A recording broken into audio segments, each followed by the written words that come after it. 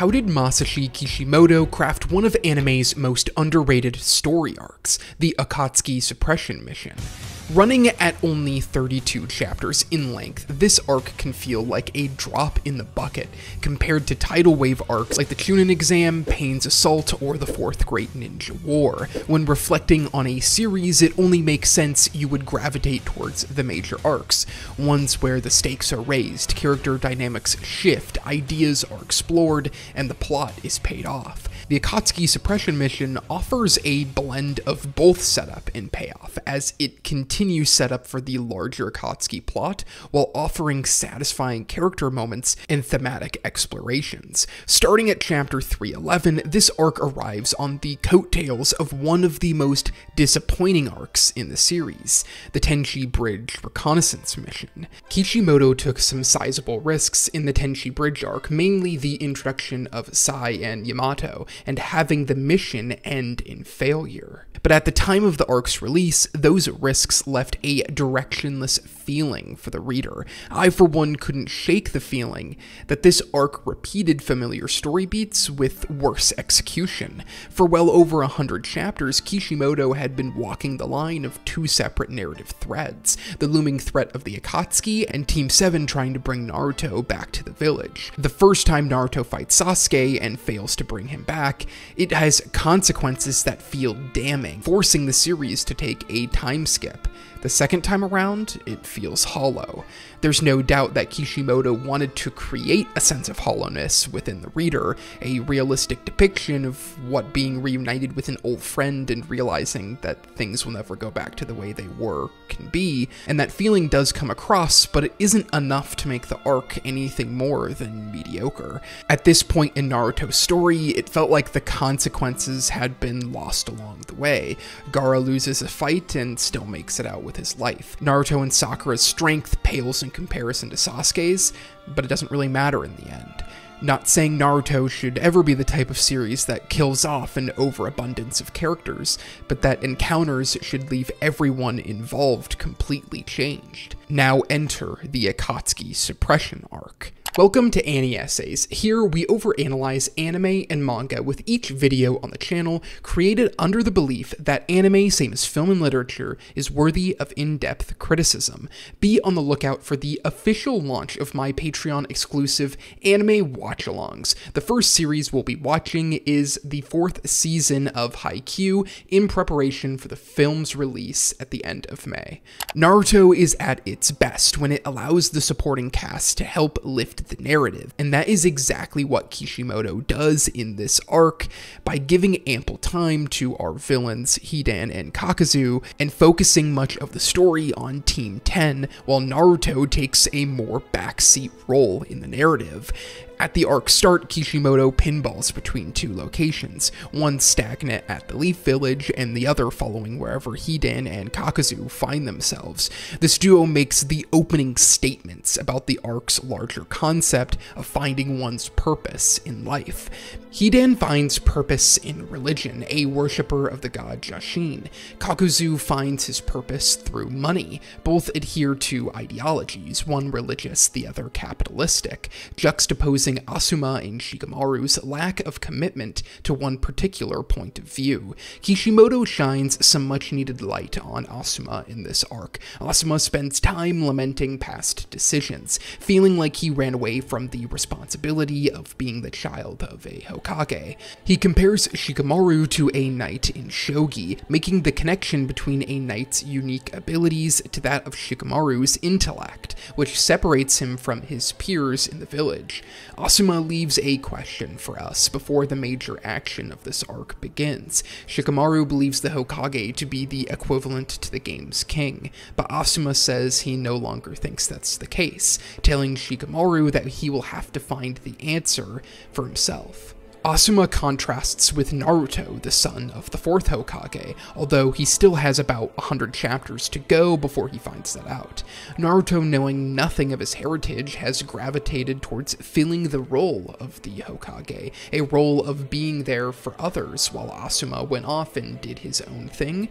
under the shadow of his father, but Naruto can still learn a thing or two from Asuma as they both share wind chakra attributes. Naruto spends most of this arc training to master his wind chakra, while Shikamaru will be pushed to define a belief for himself. Naruto will see he can take a major leap in his development by creating a chakra technique that he alone can use. It is fitting that Naruto's training sees him changing the nature of his chakra in a story where one of the main antagonists, Kakuzu, utilizes different chakra attributes. Connections like this shoot back and forth throughout the Akatsuki Suppression mission. Thematically, it starts with Sai studying how to interact with people, his longing to find a connection with those around him, leading perfectly to the ideological battle that is about to take place. That battle is best expressed through Hidan and Shikamaru after the action of this arc begins. The Akatsuki Suppression mission does a fantastic job at laying a thematic foundation right away, but the whiplash action is where things really start to get good.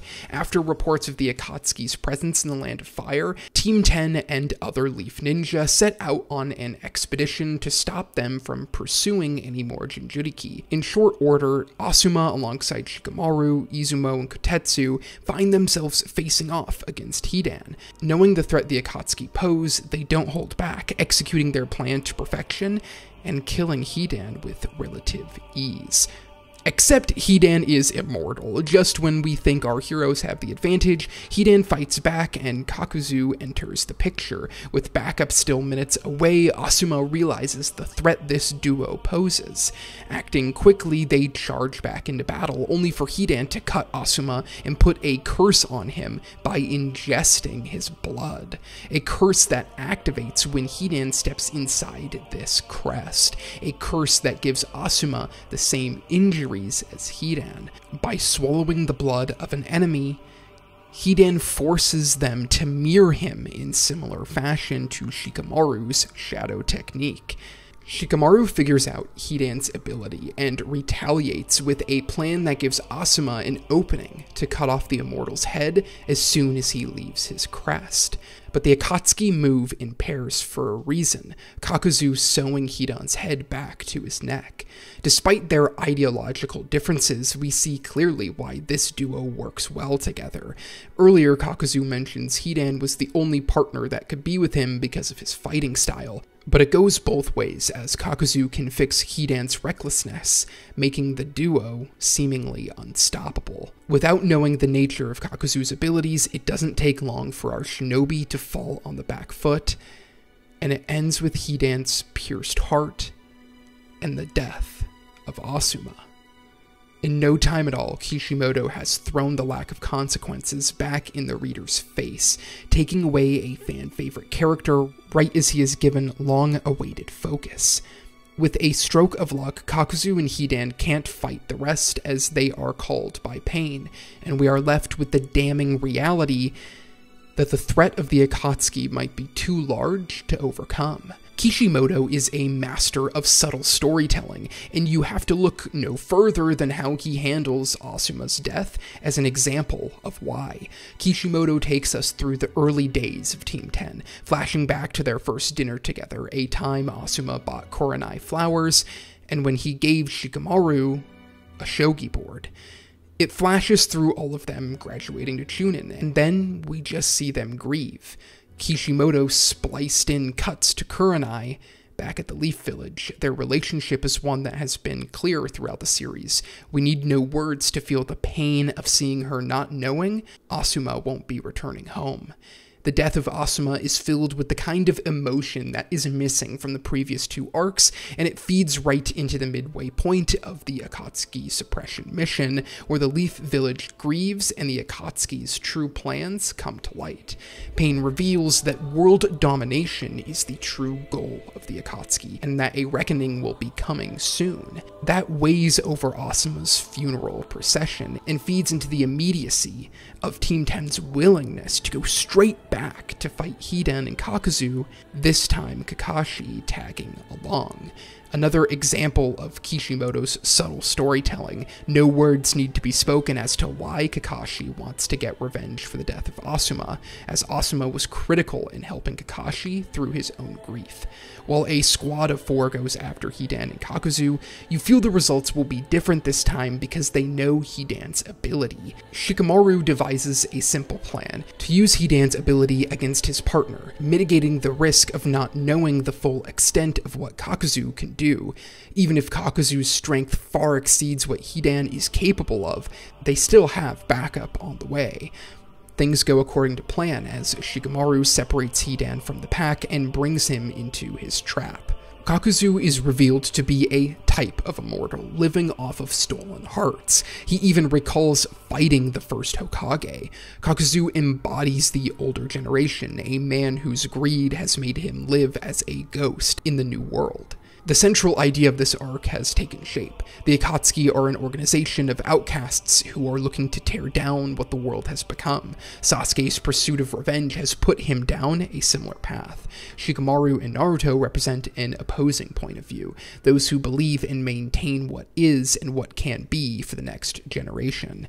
Kakuzu's ability to fight despite losing 2 of his hearts puts Kakashi in a difficult spot, until backup comes. Naruto, having learned his new jutsu, shows up just in time to flip the tide of this battle. His first attempt to use his new jutsu fails, but he asks the others to stay out of his second attempt because Naruto needs to be able to fight on his own if he's ever going to bring Sasuke back home. Naruto uses his new technique to defeat Kakuzu in a fight that shows us how the younger generation is here to fight back for their values. In one of Naruto's most satisfying moments, Shikamaru gets revenge for Asuma's death and declares to Hidan that he believes in the will of fire, or to say he believes in the will of the Leaf Village itself.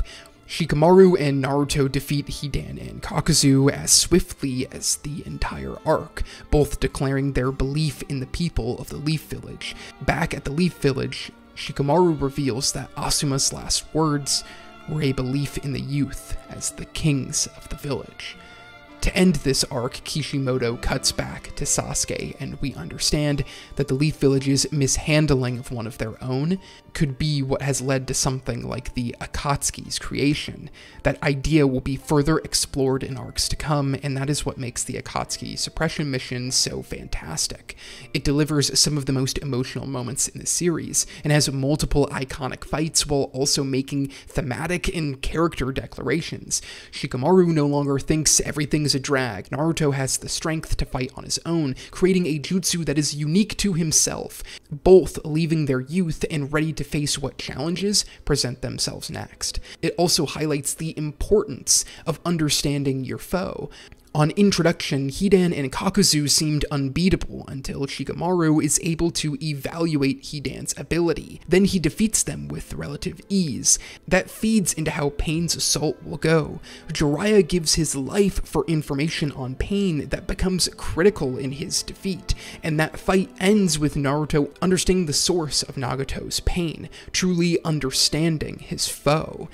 All of that is set up and echoed in this arc, from Hidan's power literally making others feel the pain his body goes through, to Shikamaru understanding and rejecting the values of Hidan.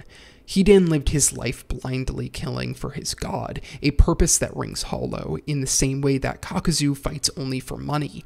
In the end, they both die alone in the dirt. The duo reflecting themselves, living a long life, but ironically spending their days next to someone who opposes their own ideology.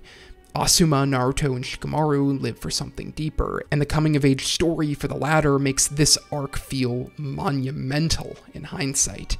This quality of storytelling exists throughout all of Naruto's run. Kishimoto is a master of using subtle cues to develop his character's ideas, like he does through Asuma and Koronai's relationship, a relationship with a depth that feels endless, despite how background it is to the narrative at large. The Akatsuki Suppression mission is an essential piece to what makes the Akatsuki one of the best villain groups in anime, and I think it should be talked about as such.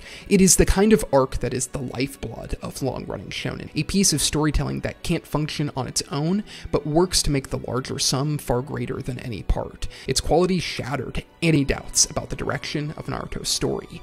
The death of Asuma will forever haunt me, and most importantly, few arcs are as satisfying to watch as Shikamaru going from thinking everything is a drag to declaring he will be the knight for Kurenai and Asuma's child, that he will take on the responsibility of forging a better world in the face of an all-powerful threat.